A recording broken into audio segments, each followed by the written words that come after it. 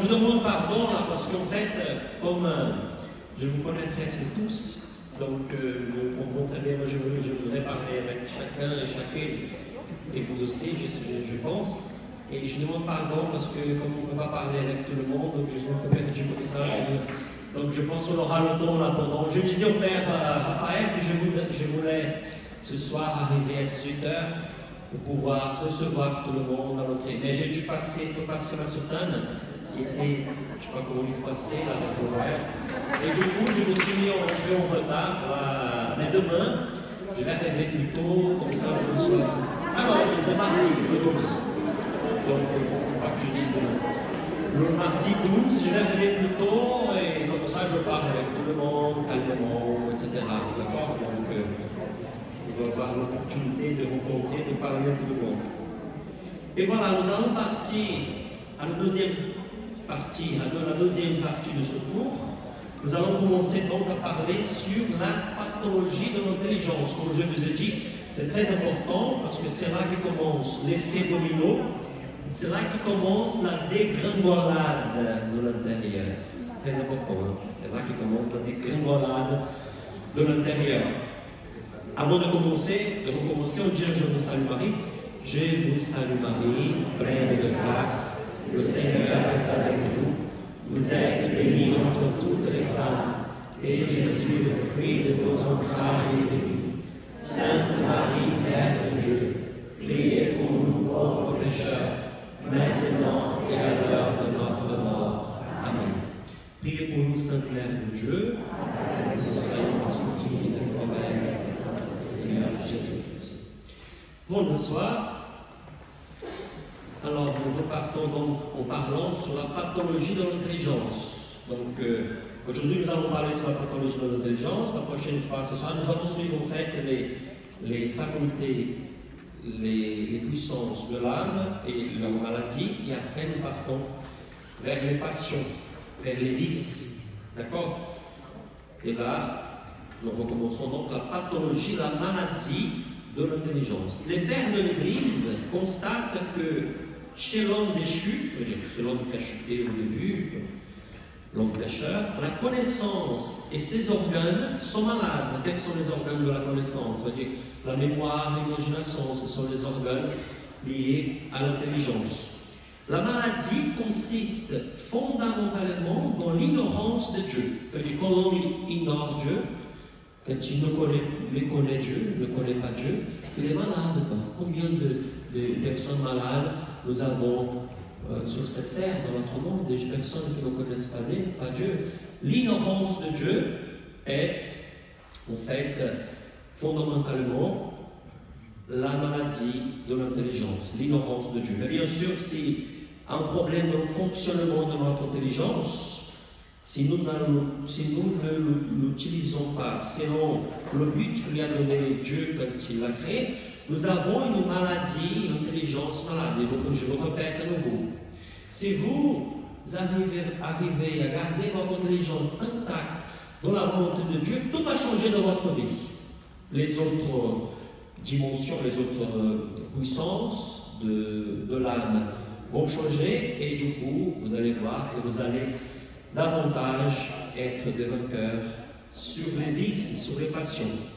La maladie consiste fondamentalement dans l'ignorance de Dieu. Sont de la page 7.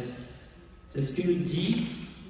Et d'abord, Maxime le confesseur, c'est celui qui a perdu la langue et le bras pour ne pas écrire, parce que c'est lui qui enseignait la vérité partout, soit en Orient ou en Occident. On a coupé sa langue et son bras, pour qu'il ne puisse plus parler de la vérité et plus écrire. Il a souffert de la vérité. Voilà ce que dit Maxime le confesseur. Adam fut malade de l'ignorance de sa propre cause. Il fut malade, quoi. Il a oublié que c'est Dieu, son origine. Il a écouté le serpent, il a écouté le tentateur. Donc, il a ignoré Dieu. Vous comprenez? Et il est devenu malade. C'est-à-dire, quand on oublie Dieu, on commence à être malade. Parce que parfois, la mal-utilisation de l'intelligence ne va pas venir comme ça. Vous comprenez? Vous réfléchissez, comment je dois utiliser mon intelligence? Non, vous commencez à oublier Dieu, vous ne priez plus. Vous ne vous rappelez plus que vous êtes ici par amour, que Dieu vous a créé par amour, vous oubliez de remercier Dieu tous les jours, etc. et tout d'un coup, l'intelligence devient malade. Vous comprenez? L'oubli de Dieu, c'est une maladie, selon le Père de l'Église. La personne qui oublie Dieu, oublie sa cause première, le Créateur, est malade. Et où j'étais déjà? Pour les pères, il est clair que l'intelligence de l'homme a été faite pour tendre vers la connaissance de Dieu et naturellement pour rechercher les choses divines. C'est le but premier. Bien sûr, mon père, donc je ne veux pas utiliser mon intelligence pour travailler, pour produire, pour faire ceci, cela, bien sûr. Mais tout d'abord, notre intelligence a été créée pour comprendre les choses de Dieu et pour aller à sa rencontre. Vous pouvez bien sûr utiliser l'intelligence pour enseigner, pour apprendre la mathématique. Vous pouvez utiliser votre intelligence, c'est-à-dire un maçon par exemple, va faire une maison, donc nous pouvons très bien utiliser notre intelligence pour cela, mais tout d'abord, notre intelligence a été faite pourquoi? Pour naturellement chercher les choses divines. Pour eux, notre intelligence n'est saine que lorsqu'elle est entièrement au service de Dieu. C'est-à-dire qu'il faut que notre intelligence soit toujours au service de Dieu pour qu'elle ne soit pas malade, pour qu'elle soit une intelligence saine. Et là, nous pouvons déjà faire un examen de conscience. Pendant que le prêtre explique tout cela, vous pouvez vous poser des questions. Pendant que le prêtre explique ce qu'il disait les pères de l'Église, est-ce que j'ai une intelligence saine? Est-ce que mon intelligence ne vit que pour Dieu? Ça veut dire, on vit. Nous vivons pour les autres, bien sûr.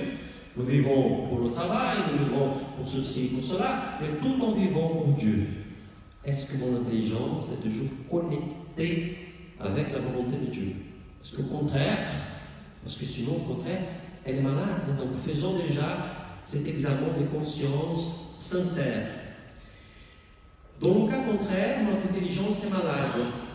Le mauvais usage de la faculté rationnelle est l'ignorance et la démence, aphrosonet, c'est le mot grec pour dire démence. C'est ce qu'il dit Maxime le confesseur, comme je vous ai dit, celui dont on a coupé la main et la langue pour qu'elle ne puisse plus enseigner la vérité et écrire sur la vérité. En se détournant de Dieu, l'homme perd aussi sa capacité à voir dans les autres créatures leur raison spirituelle, les logoi, en les considérant seulement dans leur aspect charnel et sensible. Donc, quand notre intelligence est affectée, nous ne perdons pas seulement, ce que disent les pères de l'Église, notre communion avec Dieu.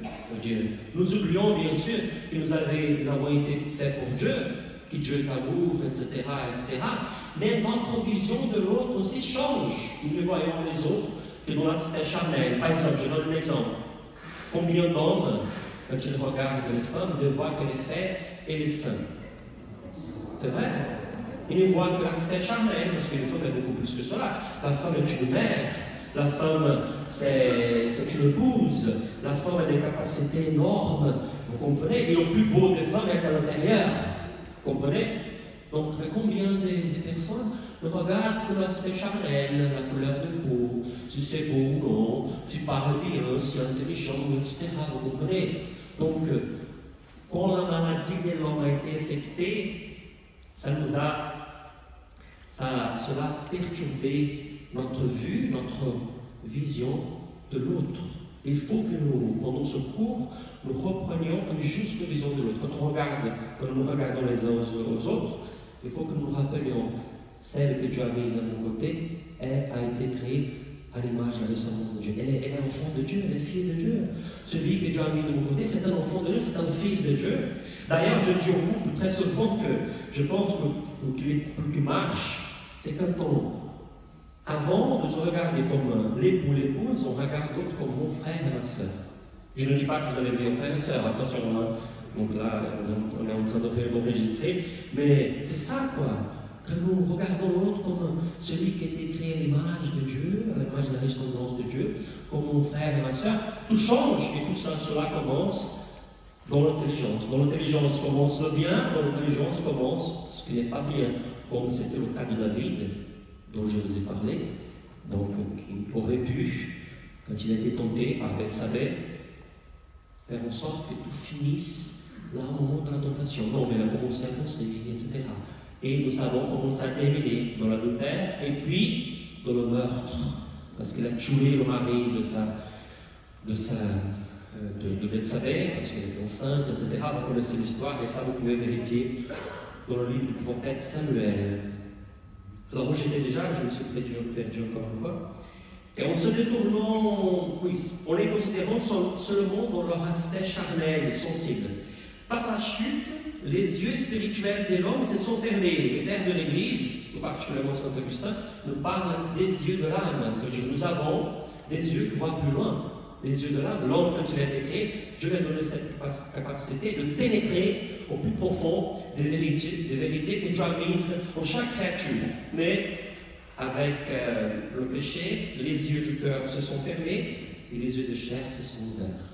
Qu'est-ce qu'il dit Jésus de l'Évangile? Parce que quand on parle sur l'intelligence, c'est important de dire, on va parler sur l'imagination et la mémoire aussi, on va y revenir.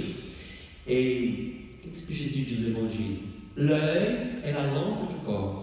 Si votre œil est sain, votre corps est en bonne santé. Si votre œil est malade, ce qu'il aura en vous, ce sont des ténèbres. Et quelles ténèbres y s'installeront. Donc je fais ma traduction libre, c'est à peu près comme ça. Ça fait longtemps que je ne lis pas ce verset. Mais l'œil, c'est la lampe du corps. Vous comprenez, quand nous regardons quelqu'un, il faut que nous regardions d'abord avec les yeux du cœur, en essayant de voir vraiment qui est cette personne qui est à mon côté. D'abord, c'est un enfant de Dieu. D'abord, c'est quelqu'un qui est né de Dieu, comme moi. Et d'abord, c'est quelqu'un qui est invité à habiter le même ciel que moi. Et tout change, vous comprenez? C'est les yeux du cœur nous aident à voir bien avec les yeux de chair. Vous me suivez? Par la chute, les yeux spirituels de l'homme se sont fermés et leur place se sont ouverts pour les yeux charnels, je l'ai jamais. C'est ce que nous dit là Siméon, le théologien, qui est un saint aussi de l'Église orthodoxe, celui-là du 10e, 11e siècle. À la place de la connaissance divine et spirituelle, l'homme reçut la connaissance charnelle. En effet, les yeux de son âme aveuglée, déchus de la vie impérissable, il se mit à regarder avec les yeux du corps. Pour les pères, l'ignorance de Dieu qui mène l'homme à regarder les créatures avec des yeux charnels est la source de tous les vices qu'accueille. Les vices, et en portugais, c'est qu'on a le mot cac, n'est-ce pas? Et on dit qu'on fait une chose ne vaut rien, on dit cac, c'est cac. Ça vient du grec, accueille. Et donc, vous comprenez que je vais vous lire à nouveau. Et l'ignorance de Dieu qui mène l'homme à regarder les créatures avec des yeux charnels est la source de tous les vices. Comprenez que l'ignorance de Dieu qui commence dans l'intelligence est à l'origine de tous les vices. Tout péché, les pères de l'Église nous disent, commence avec l'intelligence. Il n'y a pas de péché qui commence avec l'intelligence. Commencez à penser au péché que vous avez déjà commis dans votre vie. Que ce soit le péché de la chair, que ce soit le péché contre la charité, que ce soit le vol, que ce soit d'abord on perpètre ce qu'on va faire.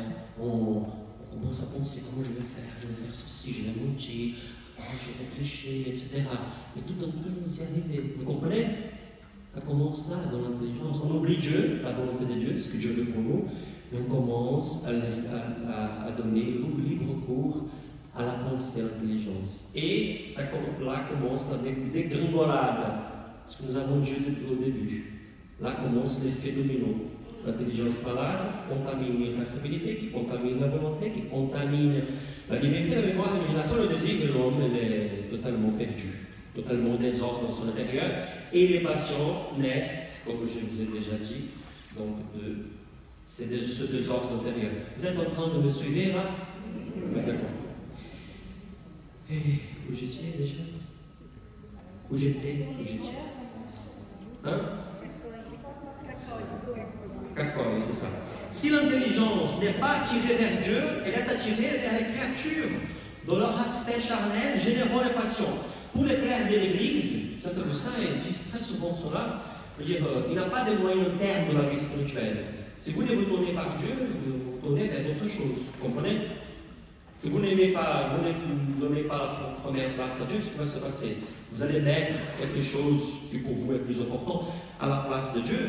Donc, si l'intelligence n'est pas attirée vers Dieu, moi je parlais pour le Canada, et elle va être attirée vers les créatures. Alors pourquoi j'ai mis la philosophie là-haut? Parce qu'on va parler sur la philosophie. La philosophie, c'est pas un bon mot, ça vient de philos, dit autos, qui est soi-même en grec, et philos, qui est ami. Donc, c'est l'égoïsme. En fait, pour les pères de l'Église, on veut dire que les passions commencent avec l'intelligence, mais avant l'intelligence, il y a la philosophie, l'égoïsme. L'homme ne vit que pour soi, pour ses plaisirs. Il s'en fiche de ce que Dieu pense à penser pour lui, de ce qui est la volonté de Dieu. Vous comprenez? Donc, il vit dans l'égoïsme, l'intelligence oublie Dieu, parce que je ne veux pas savoir ce que Dieu veut pour moi, je veux faire ce que je veux de ma vie. Donc, l'intelligence, petit à petit, devient malade et la dégringolade commence. Il est très important, nous allons revenir très souvent sur ce dessin, parce qu'il est très important pour comprendre tout ce que nous allons dire pendant ce cours. Pour l'homme, plus l'homme vit enchaîné au monde charnel, plus son intelligence vivra dans l'obscurité de Dieu, incapable de discerner ce qui est juste et de connaître ce qui est vrai. Parce que, d'abord, il y a un effet domino, l'intelligence ne vit plus pour Dieu, et du coup, toutes les puissances, toutes les facultés de l'âme sont contaminées. Et après, plus l'homme vit dans une vie charnelle, plus il va oublier qu'il ne vit que pour Dieu. C'est pour cela que quelques-uns tombent dans ce que Saint Paul appelle obscurité spirituelle. Ils ne connaissent rien. Vous parlez de Dieu, c'est comme si c'est quelque chose de lointain, comme ça pour vous. Sûrement vous connaissez des personnes dans votre famille. Vous parlez de Dieu, ils pensent que vous êtes fort, Qu'est-ce que vous dites là de Dieu? Ça n'existe pas, Dieu, création, volonté de Dieu, ça n'existe pas du tout, vous comprenez? Parce que la personne, les hommes peuvent être tellement grands, l'égoïsme, la philosophie tellement grande, que la personne méconnaît totalement la volonté de Dieu et Dieu lui-même.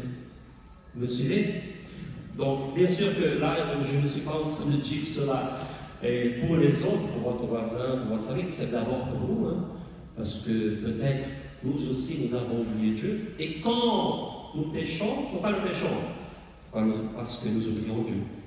Commencez à voir dans votre vie, chaque fois que vous péchez, vous oubliez Dieu. Moi, je suis maintenant au séminaire, comme vous le savez. Et je dis souvent aux séminaristes, aux aspirants qui sont sous la charge, quand ils vont aux vacances, attention aux vacances, hein, parce qu'il ne faut pas oublier Dieu. Vous allez vous réveiller un peu plus tard, très bien, vous allez faire du sport, vous allez visiter votre famille, etc. Vous allez voir des amis. Mais n'oubliez Dieu pendant les vacances, hein, parce que là, vous allez chuter. Chaque fois qu'on oublie Dieu, c'est-à-dire que chaque fois que l'intelligence n'est pas en Dieu, le péché commence à dégringolade. Après, c'est le désordre total. On peut toujours revenir grâce à la miséricorde de Dieu. Mais il faut que nous fassions attention, il faut que nous soyons vigilants. C'est ce que nous dit là Saint Jean Chrysostome. De même que ceux qui sont dans les ténèbres ignorent la nature des choses, n'est-ce pas? Ceux qui sont dans les ténèbres ignorent la nature des choses. Quand il n'a pas la pleine lune, donc vous marchez dans une forêt, vous ne voyez rien, vous vous heurtez sur les pierres, vous tombez, etc.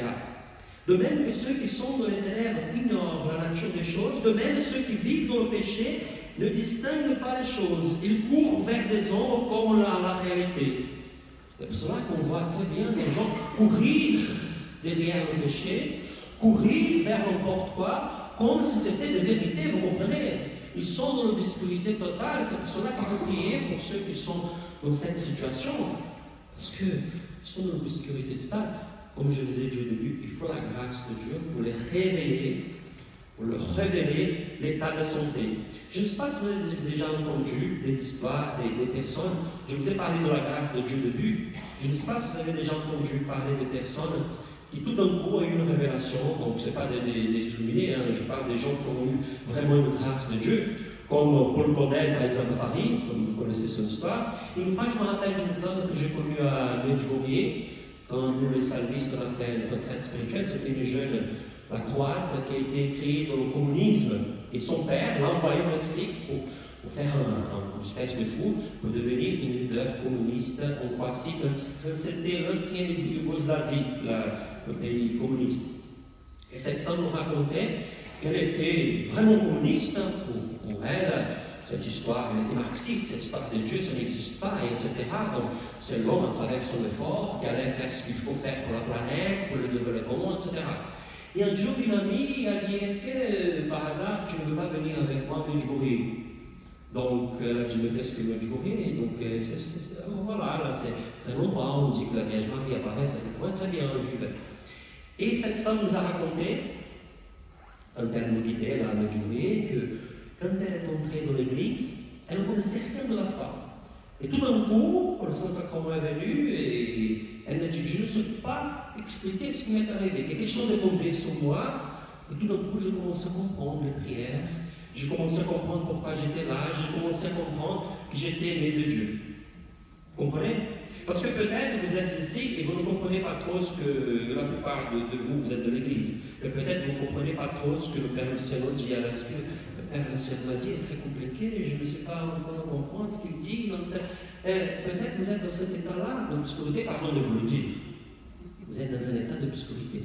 Demandez au Saint-Esprit de vous éclairer. Et vous allez voir qu'il va vous éclairer. Il va vous donner la conscience de savoir que vous êtes malade. Mais comme je vous ai déjà dit, il ne suffit pas de savoir qu'on est malade. Il faut chercher la guérison par tout ce que nous allons dire, tout ce que les pères de l'Église vont nous dire à travers ce cours. Vous comprenez? Vous me suivez? Donc, il faut, comme nous avons dit au début, il faut la grâce de Dieu pour nous enlever de l'obscurité spirituelle. J'ai la conscience que je suis malade, que j'ai une maladie de l'intelligence, de la volonté, de la liberté, j'ai la vanité, l'orgueil, et puis il faut que je cherche, que je pratique ce qu'il faut pratiquer pour être totalement guéri. Voilà, nous continuons, nous arrivons à la deuxième page, on va finir à l'heure. Moi, je pense qu'on aura même du temps pour les questions. Parce que là, ça vient, on avance. Et c'est incroyable parce qu'en fait, je donne le secours là dans une paroisse au Brésil, et là, j'étais très en retard, je ne sais pas pourquoi. Parce que peut-être en français, il y a beaucoup de concepts, on explique les choses plus vite, peut-être. Parce que vous savez que la langue française est une langue très conceptuelle. D'ailleurs, je dis aux prêtres du Brésil, aux séminaristes, que je préfère prêcher en français. Que je pense que je trouve davantage les mots pour exprimer ma pensée. Tandis qu'en portugais, il faut chercher la phrase. Par exemple, en portugais, on n'a pas le verbe de puiser, se ressourcer. Donc, voilà. Moi, je prêche au portugais aussi, moi je préfère. Peut-être c'est pour cela que nous allons plus vite, parce que j'exprime davantage ce que je pense. Tandis qu'au Brésil, tu cherches les mots, malgré que ce soit ma langue maternelle, donc c'est un peu plus compliqué. Hein? Nous sommes français. Ah, nous sommes français maintenant. J'habite au Brésil, je suis un peu français. Je me ressens. Quoique quand je suis allé, vous savez que je suis allé à la préfecture là, pour demander la nationalité française, mais je te dis à Paris. Mais ça n'a pas marché parce que la dame qui m'a reçu, elle m'avait dit, il faut que vous ayez un diplôme pour prouver que vous parlez français. Moi, je parlais français avec elle, il faut que vous passiez un examen assez. Moi, je n'ai pas le temps, je vais à Paris, etc. Donc, du coup, je laissé tomber. Et après, j'ai su, parce que le père Augustois, il a une nationalité française, il est allé à la préfecture aussi, et la dame a dit, il faut que vous ayez un diplôme. Et le père Augustois a dit, mais je ne vois pas. Mais ça sert. Non, mais moi, je ne vois pas aussi. Donc là, c'était un peu plus tard, j'étais déjà au Brésil. J'ai encore avec moi le patron là au Brésil. Ça m'avait dit, ce n'est pas la volonté de Dieu peut-être, ça m'avait dit que je pouvais donc lui donner le contrat pour avoir la nationalité. Aujourd'hui, je serai pas seulement, on va dire, un francophile, c'est comme ça qu'on dit, mais je serai un vrai français avec un document français, mais c'est pas grave. Voilà, c'est des choses qui arrivent. Et où j'étais là, ah oui, c'est l'autre page. L'intelligence de l'homme malade à cause de l'éloignement de Dieu génère les passions. Ça, c'est important de comprendre. Vous comprenez? L'intelligence de l'homme malade à cause de l'éloignement de Dieu génère la passion. C'est l'oubli de Dieu qui génère les passions. produisant toutes sortes de pensées malades. Nous allons en parler encore sur cela, les pensées malades, les logos. Parce qu'en fait, le mot que les pères de l'Église utilisent pour parler des passions, c'est logos. Ce sont les pensées malades, Jean Climac, mais nous allons avoir une soirée juste sur, je vais expliquer pourquoi ici il y en a 9 maladies, 9 passions, et dans le catéchisme on ne parle que de 7 passions, de 7 vices capitaux. Je pense que vous savez, nous avons 7 vices capitaux. Mais je vais vous expliquer cela. Pardon? 7 vices. 7 péchés capitaux. Je ne dis pas. 7 vices, 7 péchés capitaux. Mais ça c'est pas la même chose. Le vitium en latin, ça veut dire que c'est défaut. Donc, et péché, ça veut dire que c'est un défaut aussi, mais c'est plutôt l'absence de bien, c'est presque la même chose, mais c'est pas la même chose, c'est vrai. Mais parfois nous disons péché capitaux au vice, parce que c'est un vice qui s'installe, c'est un défaut complet dans le fonctionnement. Donc et les pères n'hésitent pas à affirmer que l'intelligence qui s'éloigne de Dieu acquiert une connaissance plus proche de celle des animaux que celle d'un homme véritable. C'est ce que nous avons déjà dit. Nous allons écouter Clément d'Alexandrie dans son œuvre Le Pédagogue. Parce qu'il a commis une faute contre le logos, contre la raison, comme je vous l'ai dit, c'est la raison première, ce n'est pas simplement la capacité de raisonner. L'homme est tout naturellement considéré comme privé de logos, c'est-à-dire de raison, et comparé aux bêtes. Ni ce que nous dit Nicétas, stétatos, encore un père. Et Nicétas stétatos dit de même de l'homme déchu, il est nu contre nature et non raisonnablement et vit contrairement à la raison, a servi aux sensations contrairement à sa dignité. Et pour avoir perdu l'activité naturelle de l'intelligence, il est assimilé aux êtres sans raison par cette conduite, parce que la raison est morte en lui et que la partie la moins raisonnable de l'âme l'a emporté grâce à cette conduite. Donc par là, en écoutant Nicétas stétatos, vous savez que quand quelqu'un vit comme un animal, c'est parce que l'intelligence est morte en lui. Pas la raison, hein, parce que parfois il raisonne pour d'autres choses, pour faire du commerce, etc. Mais son intelligence n'est plus tournée vers Dieu. Vous comprenez? Elle n'est plus au service de Dieu, donc c'est pour cela qu'une personne peut être totalement morte au niveau spirituel, c'est pour cela qu'elle ressemble aux bêtes. Enfin, je ne vous dis pas cela pour que vous puissiez juger les gens. N'allez pas arriver dans votre maison comme mon cousin, c'est une bête, c'est un animal. Parce qu'on voit bien qu'il ne comprend pas les choses de Dieu, c'est un animal, c'est non. Il faut regarder comme un être aimé de Dieu, qui a été créé à l'image de Dieu, attention.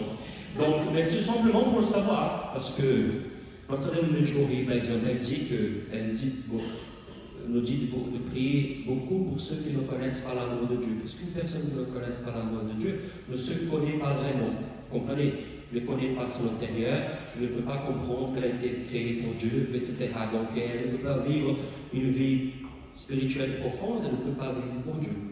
Voilà, nous continuons avec un texte de... C'est pas un texte, parce qu'il y a une erreur, donc on a mis en italique, on dit. En français, mais c'est pas en italique, c'est pas un texte de Père de l'Église, c'est juste une explication. L'éloignement de l'intelligence de l'homme de sa vocation première, celle de rechercher les choses divines et de tendre vers la connaissance de Dieu, donc c'est le but premier de l'intelligence, n'a pas détourné l'homme de Dieu seulement, mais de sa propre humanité, car dans cette condition, l'esprit de l'homme ne se meut plus à partir de son cœur, de l'homme intérieur, mais se met au service de ce qui est seulement extérieur. Voilà, donc l'homme ne vit que par l'extérieur. L'homme ne vit plus à partir de son intérieur. On dit que l'homme a été créé avec une réalité extérieure et intérieure, n'est-ce pas? Ce que nous avons déjà vu, les animaux non. Alors les animaux ont une âme, oui, mais ce n'est pas une âme spirituelle. Ce n'est pas une âme capable de chercher Dieu et de l'aimer. Alors, je sais très bien, vous pouvez aimer les animaux, très bien, il n'y a aucun problème. Moi aussi, j'aime les animaux, je suis né le 4 octobre, le jour de Saint-François d'Assise. Mais, c'est fait. Vous ne voyez pas un chien, là, vous n'allez pas voir un chien regarder le samedi. Quelles sont belles ces étoiles, qu'il est beau la création de Dieu. Non, quand un chien regarde le haut, peut-être c'est parce que quelqu'un est entré dans le terrain de la maison, qui garde, hein, il essaie de mordre le voleur de ton père, vous comprenez? Donc, mais j'aime les animaux, attention, je défends les animaux, etc. Attention. Donc, Brigitte Bardot va être. Elle est là, Brigitte Bardot? Oui. Elle est morte? Elle est pas morte? Alors, je vous dis, Brigitte Bardot, mon temps, là, elle va être pas contente avec moi. Parce qu'elles font beaucoup les animaux, je sais très bien. Elles font un bon service pour la France et pour le monde. Et voilà. Perdons son état de psychiatre, de calme profond, dans lequel l'homme peut contempler Dieu. Alors, vous voulez contempler Dieu? Comment l'homme contemple Dieu? Avec l'intelligence. Ça veut dire que l'homme qui n'a plus son intelligence en Dieu, il perd sa capacité de contempler. Peut-être que vous avez des difficultés de prier quand vous êtes devant le Saint-Sacrement à l'Assomption, où vous y allez, parce que votre intelligence est ailleurs. Ça veut dire que vous n'avez pas encore fait l'effort de mettre votre intelligence au service de Dieu. Ça veut dire quand notre intelligence est en accord avec la volonté de Dieu, quand elle est en Dieu, nous avons l'état de psychiatre. C'est le mot, l'état de paix. C'est le mot des pères d'Orient pour dire ce que Sainte Thérèse d'Avila appelle la quiétude. Vous savez, c'est cet état de calme profond. Vous n'avez pas de doute. Bien sûr, nous pouvons avoir des doutations, mais vous arrivez à penser les choses de Dieu. Vous arrivez à parler avec Dieu dans un calme profond. C'est-à-dire que quand notre intelligence n'est pas ordonnée, nous perdons notre capacité de contemplation.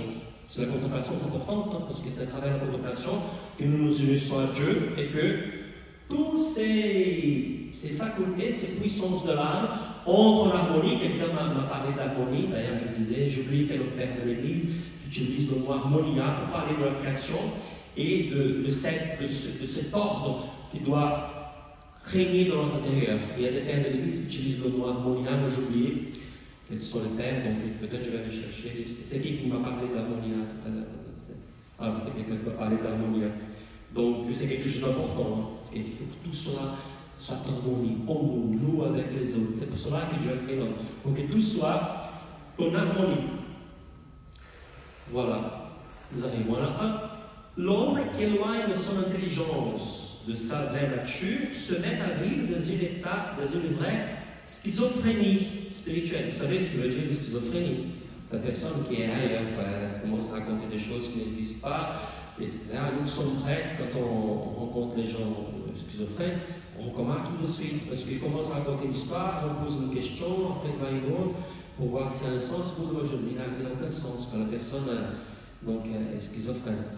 Et il existe aussi, comme on vient de lire, la schizophrénie spirituelle. Ça veut dire que quand la personne vit ailleurs, ça veut dire quand elle vit totalement en dehors de sa nature, quand elle a une intelligence qui vit en dehors de son but premier, qui est de chercher Dieu, de l'aimer, d'être utilisée pour chercher le bien, l'intelligence est malade. Vous comprenez?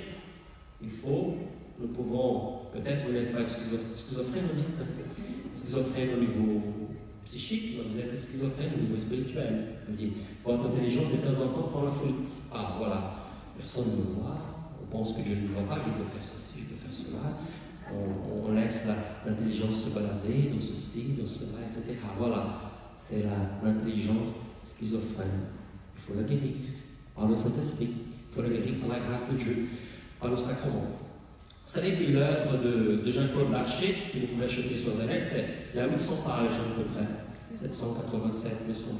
Donc là, ce que nous allons donner là ce soir, c'est que 3 chapitres, il y en a 6 chapitres, comme je vous ai dit au début là, de l'avertissement.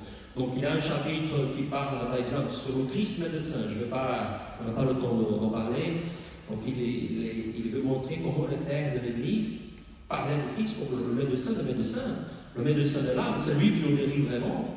Après nous avons la guérison par le sacrement. Nous n'allons pas parler des sacrements ici, mais il faut que vous sachiez que, comme je vous ai dit, s'il n'y a pas de vie sacramentelle, si vous ne venez par l'Eucharistie, si vous ne venez par la confession, si vous Si vous n'êtes pas baptisé, par exemple, si vous ne vous faites pas baptiser, il n'y aura pas de vraie guérison, vous comprenez? Et après, nous avons la troisième partie. Si vous achetez l'œuvre de Jean-Paul Lachet, je vais faire de la publicité là pour lui. Et vous allez voir la deuxième partie qui est la vie en Dieu. C'est l'amour, c'est l'impassibilité, c'est quand nous arrivons à la 7e de l'heure que enseigne Sainte Thérèse d'Avila, etc.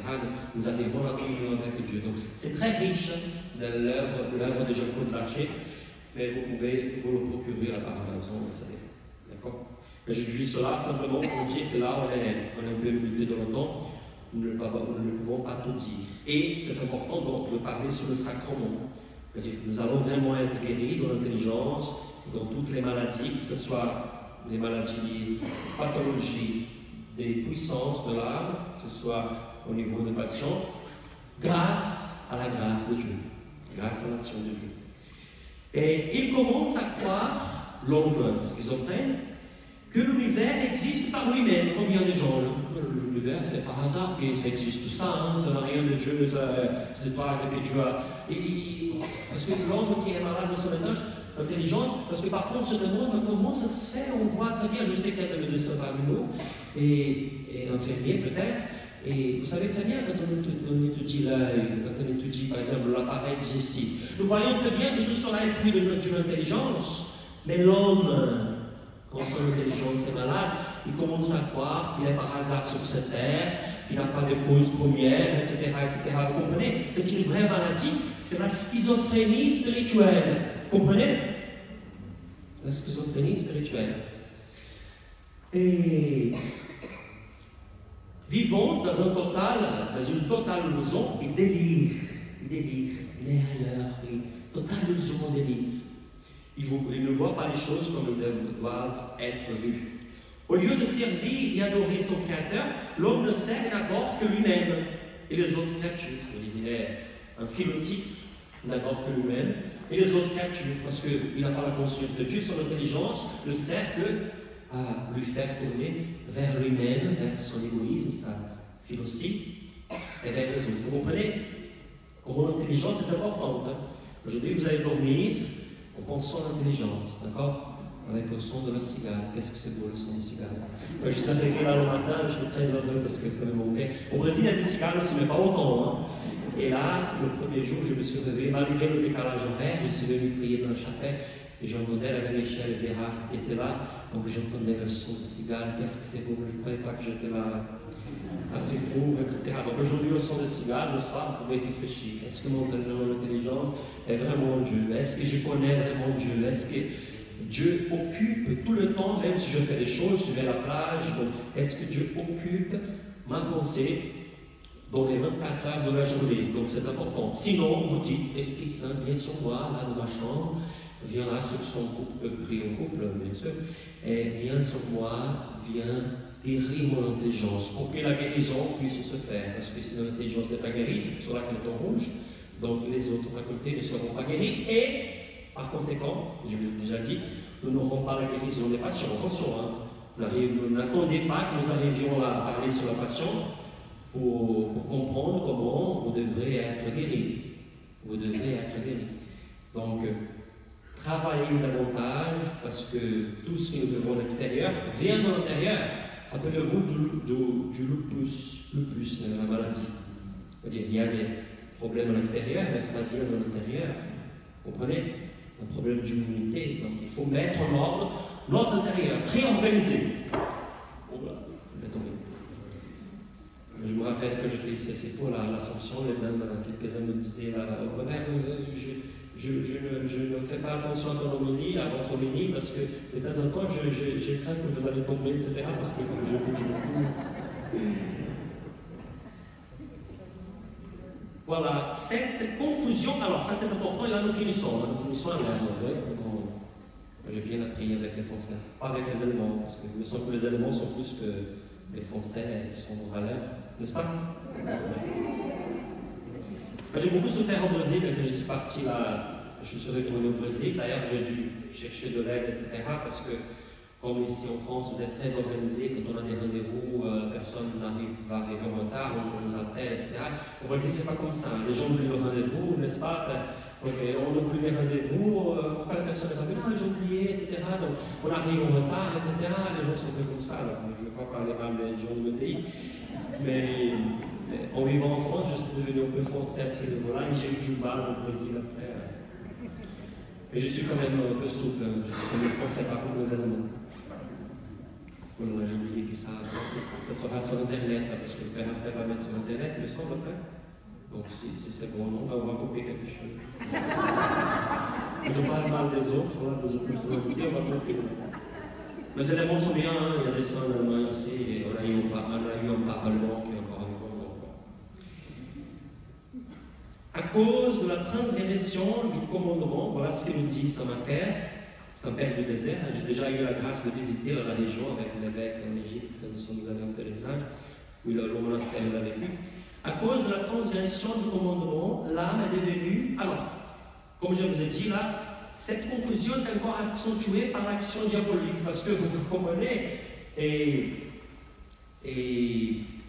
quand notre pensée n'est pas en Dieu, nous tombons dans la confusion totale, dans le désordre total.